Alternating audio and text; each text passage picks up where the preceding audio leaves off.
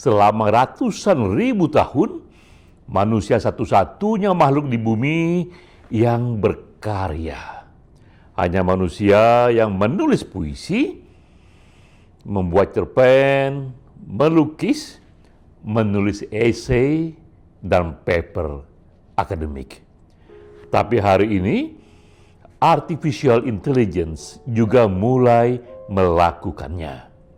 Mesin kini bisa menulis puisi, membuat lukisan, menyusun pidato, bahkan meniru gaya tulisan manusia dengan sangat meyakinkan. Lalu apa arti menjadi penulis di era artificial intelligence?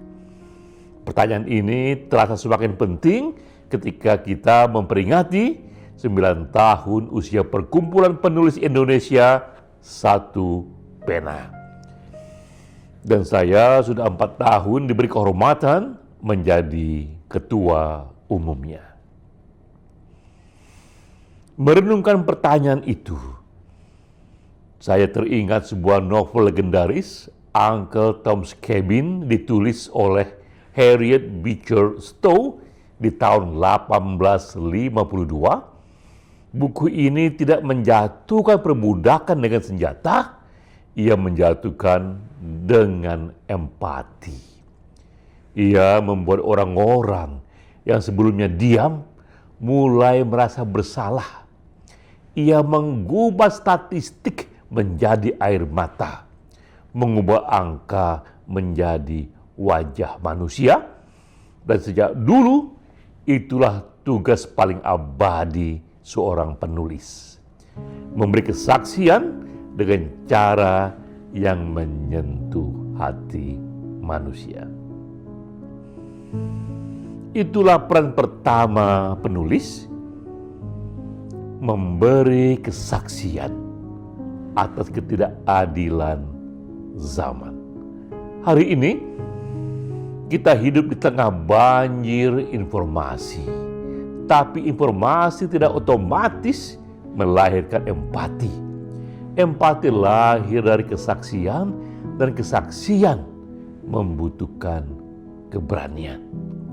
Keberanian untuk tidak netral ketika melihat ketidakadilan. Itulah tugas pertama dari penulis. Kedua, penulis memberi arah. Dunia modern tidak kekurangan data, tak kekurangan informasi, tak kekurangan teknologi. Yang sering hilang justru arah moralnya. Jean-Jacques Rousseau pernah menulis tentang kontrak sosial. Dari sana lahirlah bahasa tentang hak rakyat, demokrasi, dan legitimasi kekuasaan. Penulis tidak hanya menggambarkan dunia apa adanya, ia membayangkan dunia sebagaimana seharusnya. Dan di era AI, tugas itu menjadi semakin penting, karena ketika semua kemungkinan tersedia, manusia justru lebih mudah tersesat. Ketiga, penulis memberi makna. Ada luka yang tak bisa disembuhkan oleh data, tak bisa disembuhkan oleh sekedar informasi. Ada kehilangan yang tak bisa dijelaskan algoritma.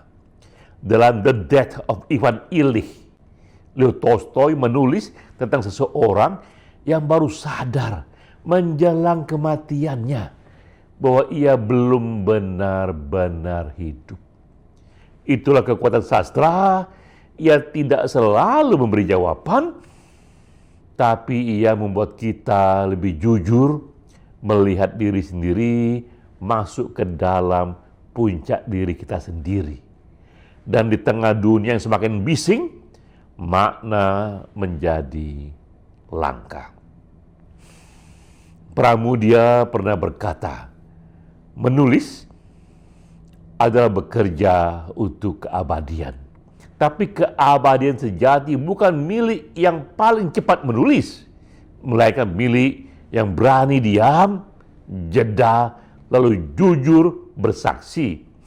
Hari ini memang kita bisa menulis lebih cepat dengan bantuan AI, tapi AI, Artificial Intelligence, tidak memberi kita keberanian. Artificial Intelligence tidak memberi kita kejujuran. Artificial Intelligence tidak memberi kita makna. Kitalah yang harus menghadirkannya. Karena itu, teruslah menulis. Teruslah memberi kesaksian agar dunia tidak lupa. Teruslah memberi arah agar kemajuan tidak kehilangan jiwa. Teruslah memberi makna agar kehidupan tidak terasa hampa. Sebab di tengah dunia yang mulai bisa menulis segalanya, ada AI yang bisa membantu, tugas manusia tetaplah memberi arah dan makna. Sebagai ketua umum, izinkanlah saya menambah satu hal sebelum kita menutup. Perjuangan kita bukan sekedar berangkai kata.